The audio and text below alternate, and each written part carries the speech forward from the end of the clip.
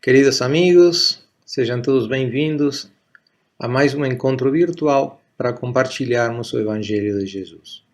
Hoje daremos continuidade ao estudo do capítulo 13 do Evangelho segundo o Espiritismo, intitulado Que a mão esquerda não saiba o que faz a direita. Mas antes, e como já é de praxe, vamos fazer uma breve prece que nos ajudará a nos apaciguarmos, a preparar a nossa mente e a abrir o nosso coração para recebermos mais uma lição do Evangelho de Jesus. Pai, te damos graças pela oportunidade de estarmos aqui, reunidos, para recebermos mais uma lição do nosso querido Mestre Jesus. Pai, nos abençoa e permita que possamos aprender esses conceitos, mas principalmente levá-los para o nosso dia a dia, em nosso benefício e para o benefício do nosso próximo. Obrigado, Pai. Obrigado, Mestre. Fiquem conosco, hoje e sempre.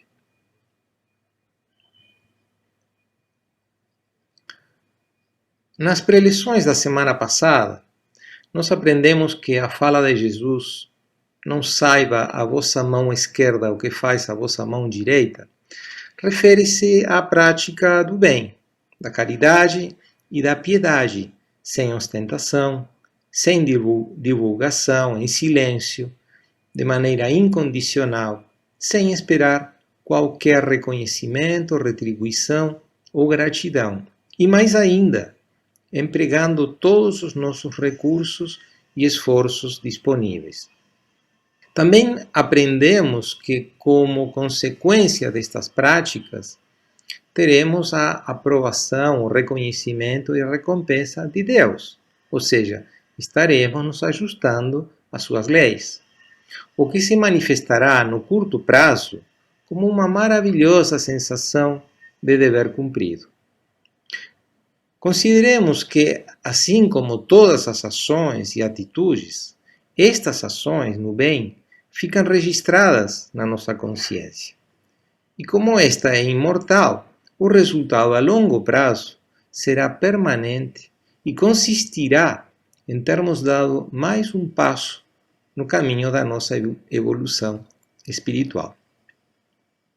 Mas aí cabe nos perguntarmos: será que todos os habitantes do nosso mundo conseguem compreender a verdadeira extensão, o verdadeiro alcance destes benefícios? Infelizmente não.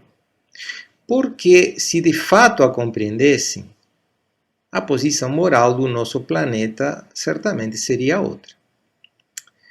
Porque, sem dúvidas, somente compreende estes princípios aquele que sabe que a vida não se limita à nossa atual existência.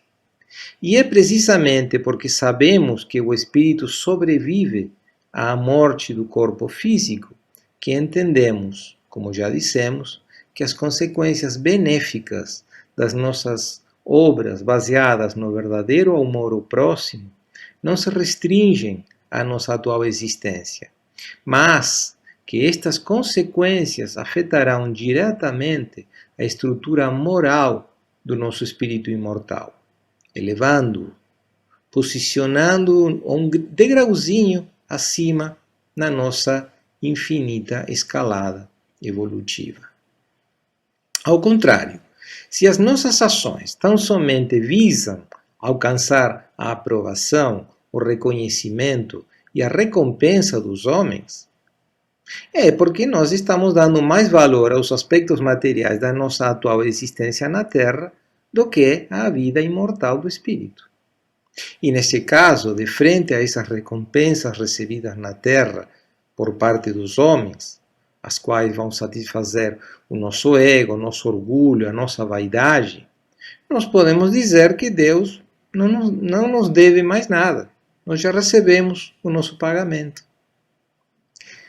Lembremos que Allan Kardec elegeu como lema da doutrina espírita: fora da caridade não há salvação.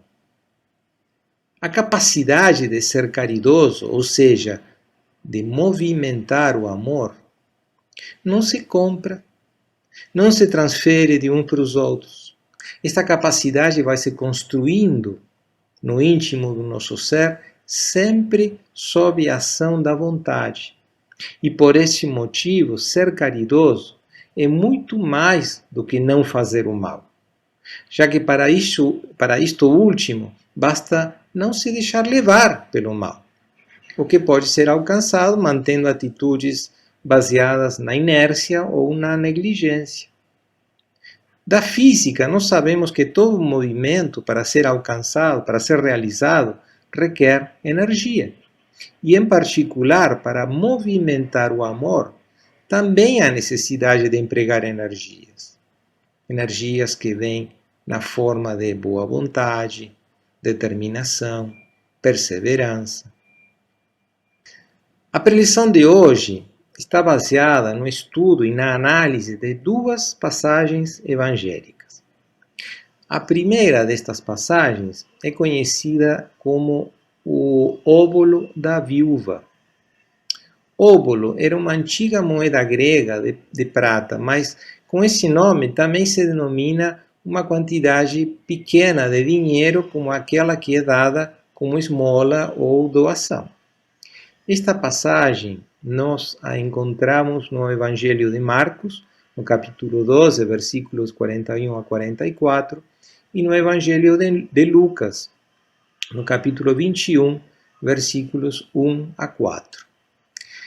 E esta passagem, o óbolo da viúva, relata que Jesus estava sentado no templo, diante do cofre das oferendas, e observava como a multidão depositava suas moedas no cofre. Muitos ricos depositavam grandes quantias, mas então chegou uma pobre viúva que deu 2 pequenas moedas, que não valiam quase nada.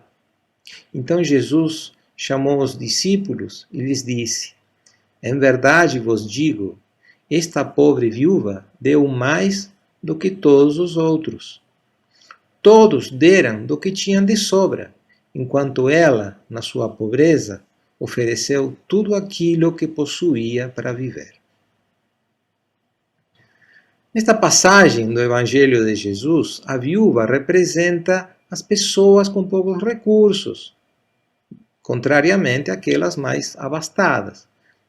Notemos que nessa passagem os ricos contribuíam, mas Jesus considerou que a oferenda da viúva, embora fosse de valor econômico menor, era mais valiosa em termos espirituais, pelo que significava para essa pobre mulher dar aquilo que era mesmo necessário para a sua subsistência. Notemos que Jesus não censura os ricos que doavam grandes quantias de dinheiro, mas ele exalta a esmola da pobre viúva, porque dar o que sobra não é verdadeira caridade. Tem muita gente que lamenta não poder fazer tudo o bem que desejaria por falta de recursos, e ainda dizem que, se desejam ser ricos, é só para poder contribuir com os mais necessitados. Isto é, sem dúvida, muito louvável e pode ser uma declaração sincera. Mas cabe a pergunta: será assim, tão desinteressado em todos os casos? Não haverá também aqueles que, se bem estão empenhados em beneficiar os outros, não prefeririam se beneficiar primeiro a si próprios, concedendo-se mais coisas supérfluas para só depois dar o restante aos pobres? Quando é este o caso, a intenção deixa de ser caridosa, pois a verdadeira caridade consiste em pensar antes nos outros do que em si mesmo.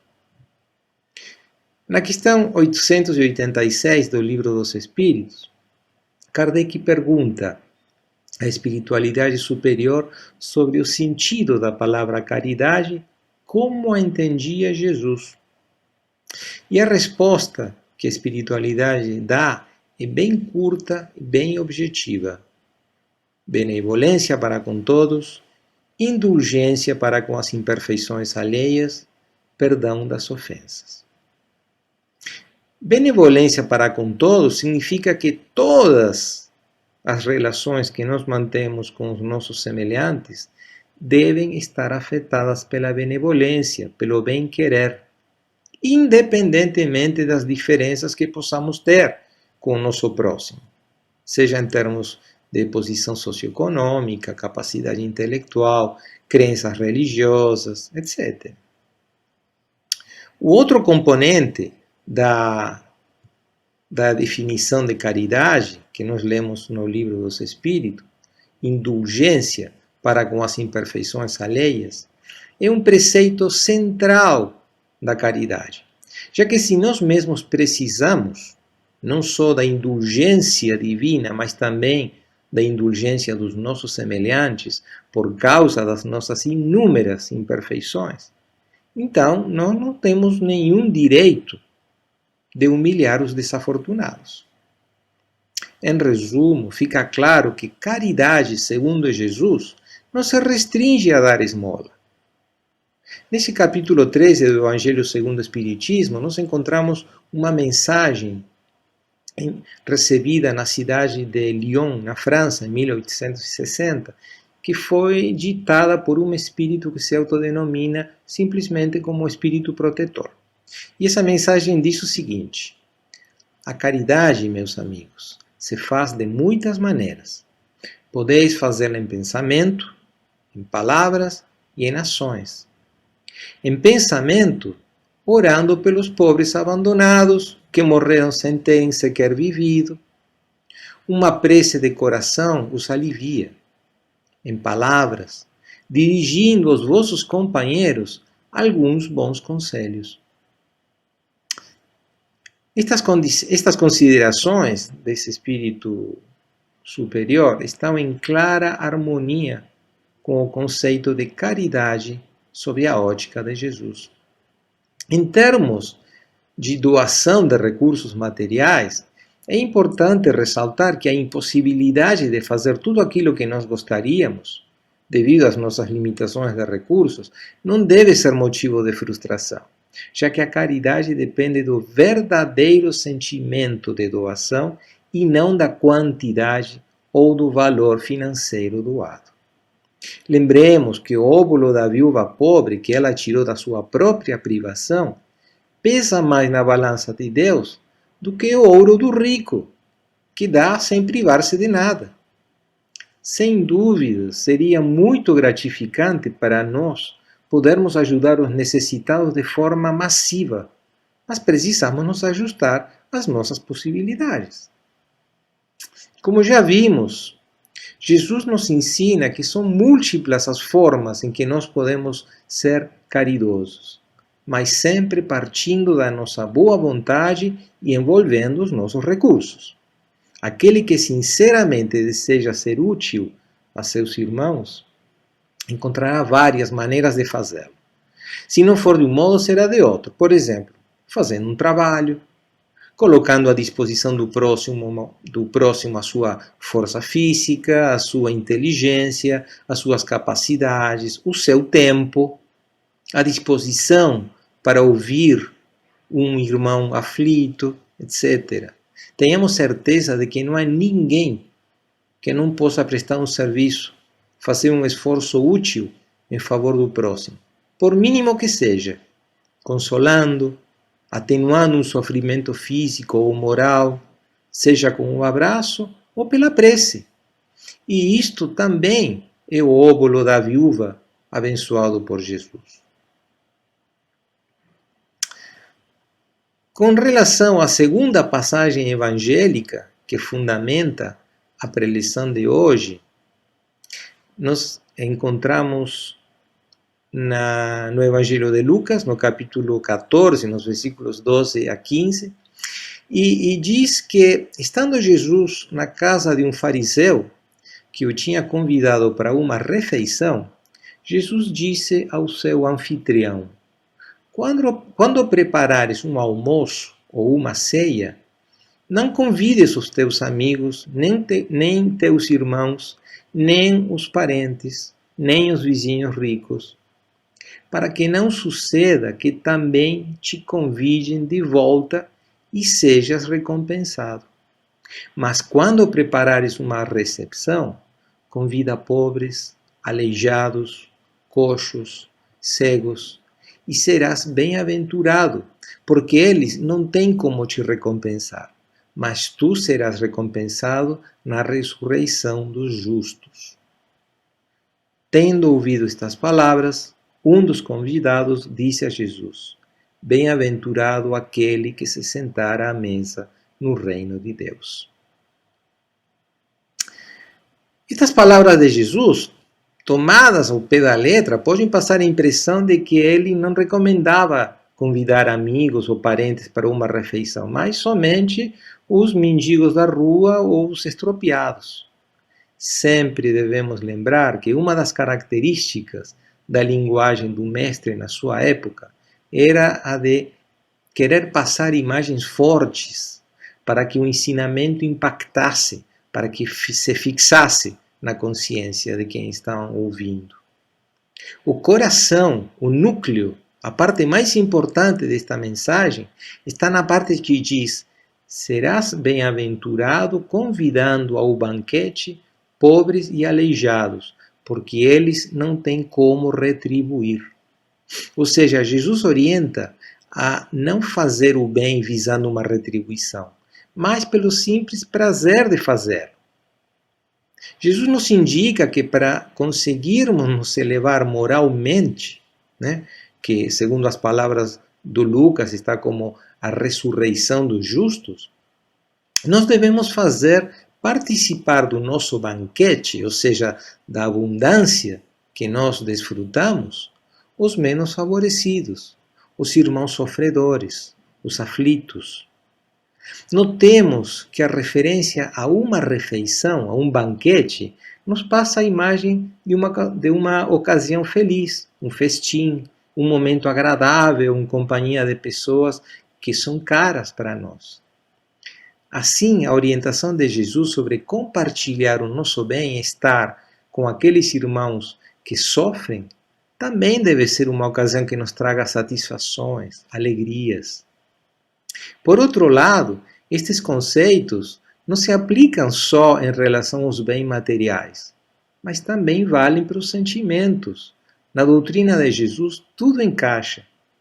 Por exemplo, convidarmos ao banquete aqueles que não nos retribuirão um convite, não seria análogo ao conceito de amar os inimigos? De fato, Jesus disse: se amais somente aqueles que vos amam, que recompensa tereis? Os publicanos não fazem a mesma coisa? Os publicanos eram os cobradores de impostos, eram pessoas mal vistas na antiga Galileia. Ele continua: e se saudais somente os vossos irmãos, que fazeis de extraordinário? Os pagãos, ou seja, aqueles que não tinham a fé, não seguiam os preceitos mosaicos, os pagãos não fazem a mesma coisa? Nós lemos essas palavras de Jesus no Evangelho de Mateus, no capítulo 5, nos versículos 46 e 47. Amar um amigo é algo natural, porque na amizade os bons sentimentos estão harmonizados, O amor vai e volta, existe uma retribuição espontânea. Então, o nosso grande desafio é conseguirmos amar sem esperar qualquer retribuição desse sentimento por parte da pessoa amada, que no caso seriam os inimigos.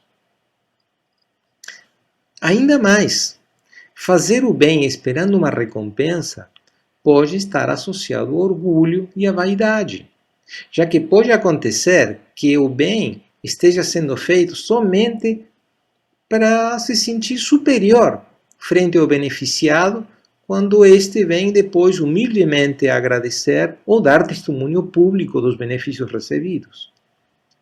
Ou ainda, no caso de um benfeitor tem eventualmente recebido do beneficiado uma resposta ingrata, este benfeitor poderá deixar de praticar o bem.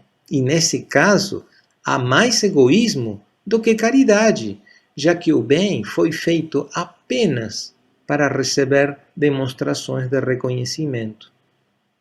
Pensemos que este tipo de situação pode significar que a resposta ingrata recebida pelo benfeitor seja uma prova que Deus permite que aconteça para experimentar a perseverança do benfeitor na prática do bem. Em mensagem recebida em Paris em 1858, o espírito São Vicente de Paulo reforça estes conceitos em relação ao exercício da verdadeira caridade, dizendo: encontrareis a recompensa dessa virtude no seu próprio exercício. Ou seja, o importante é ter realizado a caridade de forma sincera, independentemente da repercussão ou das consequências nos sentimentos daquele que recebeu os benefícios. Nesse capítulo do Evangelho segundo o Espiritismo que estamos estudando, encontramos também algumas considerações de parte do espírito de Cáritas, que se manifestou na cidade de Lyon em 1861. De acordo com as informações que nós dispomos, Cáritas, quando encarnada, foi uma cristã grega, que na verdade se chamava Irene, da antiga cidade de Tessalônica, era a capital da Macedônia, quem fora torturada e morta na fogueira no século IV da nossa era pelas autoridades do Império Romano por ter reivindicado a sua fé cristã. Então, ela foi martirizada. Talvez o fato mais conhecido em relação a esse espírito seja a bem conhecida e bela prece que nos deixou por via mediúnica na véspera do Natal de 1873, na cidade de Bordeaux, na França. Começa assim: Deus, nosso Pai, que sois todo poder e bondade, dai forças àquele que passa pela provação. Dai luz àquele que procura a verdade. Ponde no coração do homem a compaixão e a caridade. Este é o primeiro parágrafo desta prece que já nos mostra claramente a relação entre este espírito e a caridade. De fato, caritas, a palavra caritas em latim significa caridade. Então, como dizemos, nesse capítulo do Evangelho segundo o Espiritismo que estamos estudando, nós encontramos uma mensagem desse espírito que foi recebida na cidade de Lyon em 1861. E no finalzinho dessa mensagem, Cáritas nos diz: eu vos convido para um grande festim e ofereço a árvore em que vós todos podereis saciar-vos. Vede como é bela, vede como está carregada de flores e de frutos. Ide, colhei, tomai todos os frutos dessa bela árvore que se chama beneficência. Em lugar dos ramos que lhe arrancardes, eu porei todas as boas ações que vos fizerdes e levarei a árvore a Deus, para que Ele a carregue de novo, porque a beneficência é inesgotável. De fato, um benefício jamais se perde. Mesmo que não tenha causado o efeito desejado, pelo simples fato de nós termos trabalhado no bem, haverá mérito por ter sido feito de forma honesta, de forma desinteressada. Assim, meus amigos, a modo de encerramento do nosso estudo de hoje, eu gostaria de citar os dizeres do apóstolo Paulo, o apóstolo dos gentios, a respeito da caridade. Isso nós podemos ler no capítulo 13 da primeira carta aos Coríntios. E o apóstolo nos diz: a caridade é paciente, a caridade é prestativa, não é invejosa, não se ostenta, não se incha de orgulho, nada faz de inconveniente, não procura seu próprio interesse, não se irrita, não guarda rancor, Não se alegra com a injustiça, mas se regozija com a verdade. Tudo desculpa, tudo crê, tudo espera, tudo suporta. E mais adiante, em relação às virtudes teologais, que são a fé, a esperança e a caridade, o Paulo conclui dizendo: agora, portanto, permanecem estas três coisas: a fé, a esperança e a caridade. A maior delas, porém, é a caridade. Então, meus amigos, peçamos a Jesus que a luz dos seus ensinamentos ilumine sempre os nossos passos, guie os nossos atos. E seguindo como exemplo a prece de Caritas, peçamos ao Pai: Deus, dai-nos a força de ajudar o progresso, a fim de subirmos até vós. Dai-nos a caridade pura, dai-nos a fé e a razão.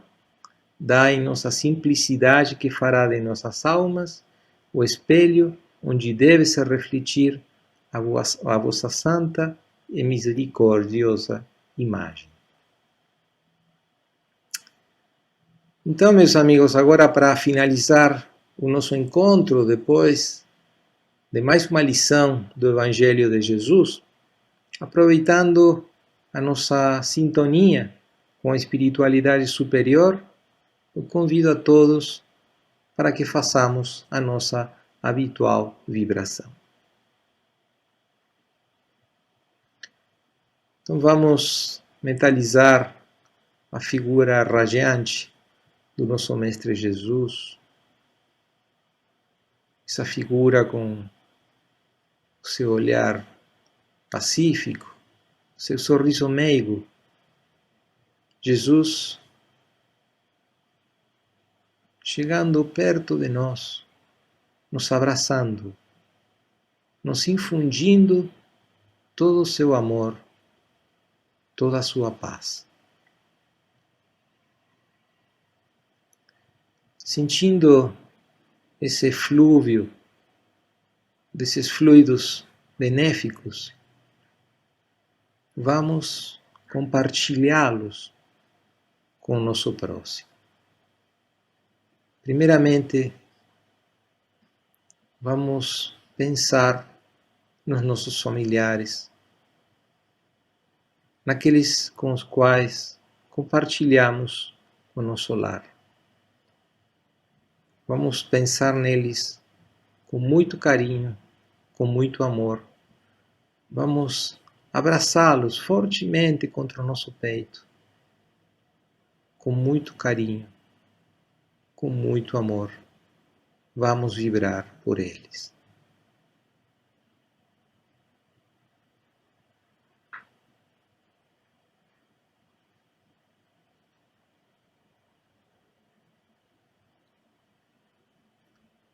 Agora vamos trazer para a nossa recordação aquele irmão ou aqueles irmãos que nós sabemos que estão passando por algum momento difícil, por aflições, por dores físicas ou espirituais. Vamos abraçá-los fluidicamente, vamos pensar neles com muito carinho, vamos desejar o melhor para eles, vamos minorar os seus sofrimentos. Em soma, vamos vibrar por eles com muito amor.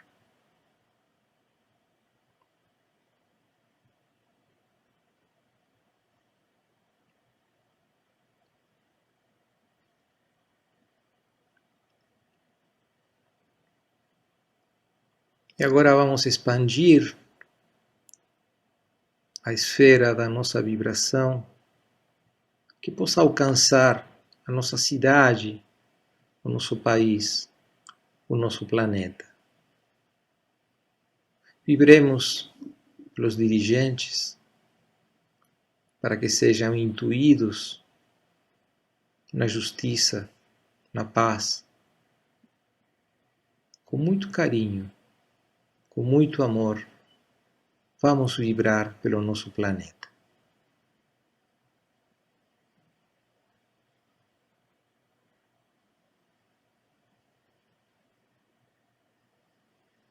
Pai, infinita bondade e misericórdia, nós te agradecemos pela oportunidade que nos destes de estarmos aqui reunidos em pensamento, em torno das lições do nosso Mestre Jesus.